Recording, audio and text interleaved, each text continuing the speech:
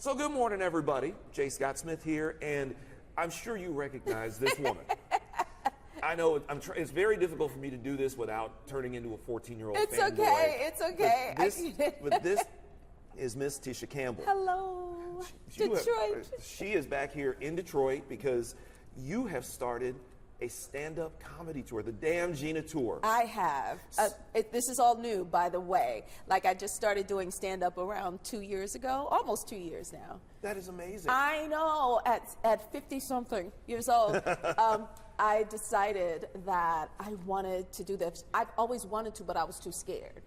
I was deathly afraid because this genre is completely different than a scripted show or doing something else, even theater.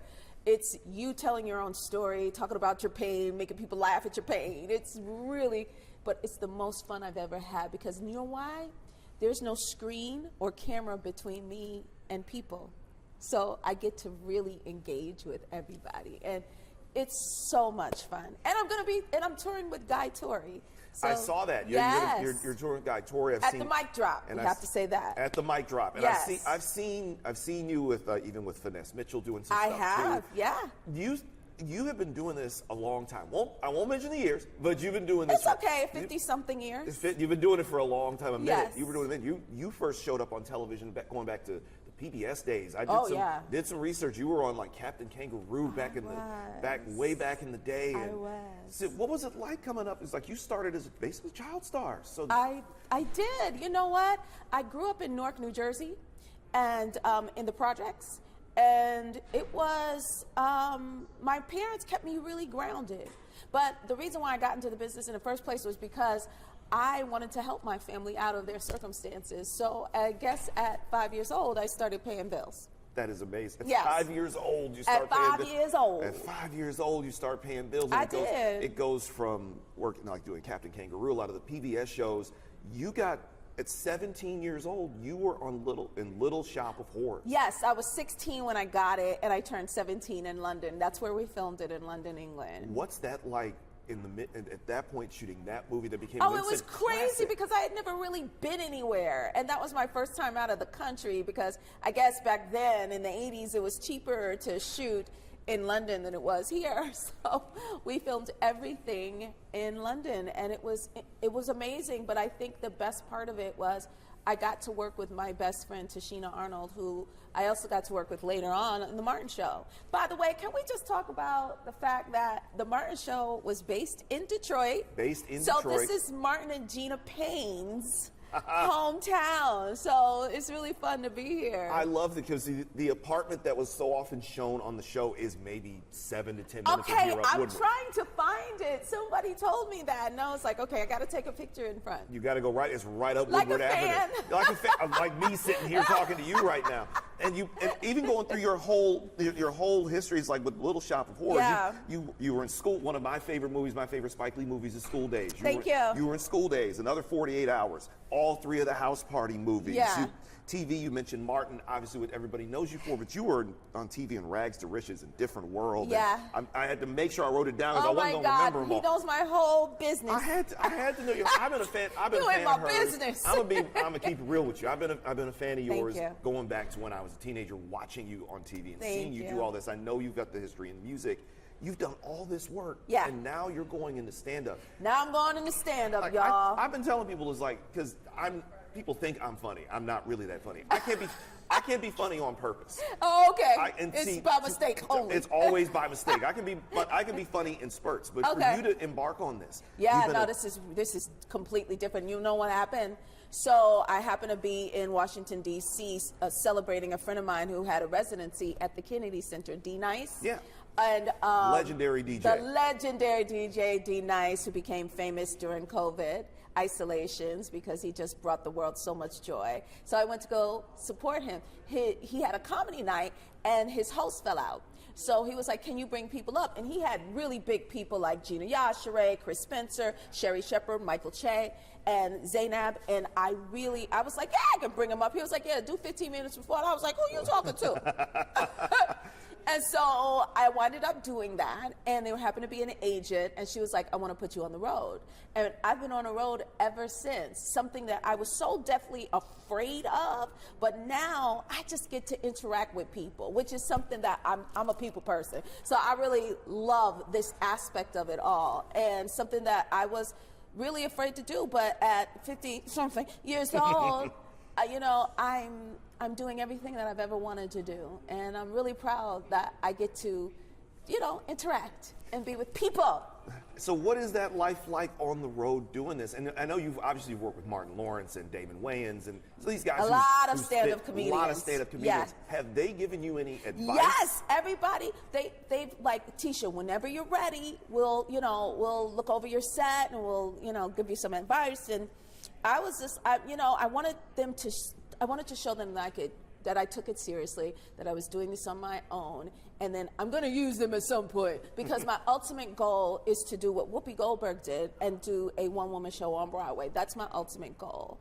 But right now, I'm just enjoying hanging out with real people, and they get to hear my story, the real me, not a character of me. You get to really engage. And we do a Q&A sometimes after. So it's very engaging and it's super fun. And y'all should come because we have a blast. So tell the people, where's the show going to be? Okay, what so are the we show looking at? is Friday and Saturday. And it's, we have 2 shows a night. And it's at the Mic Drop. Right here in good old Motor City. Here in the Motor City. That's right. I do love that on Martin, you guys were set to be here. I think that's what really appealed to me and a lot of us in the city. I know, is that that's so cool. She was right. They're right in here with us in this city, because there was always a Detroit feel to it. Yes. And so it feels like this city has definitely left an impact on you, because even though you guys were here, you're synonymous with it. No, it really does. And to be in Martin and Gina's hometown is very, very cool. Now, I know also you've been working, obviously, on the tour. Yes. And you've also got a book coming out, too. I'm kind of a busy girl. Just a little bit. You got a few things You going know on. what's great about the book? They just announced it. So it's called The A Word. And I have a child on the spectrum, and anybody that follows me on social media, we have a lot of good times with each other, me and my son. But I wanted to talk about the other side of a mother and son's journey. And I wrote the book myself. I had no ghostwriter. That's amazing.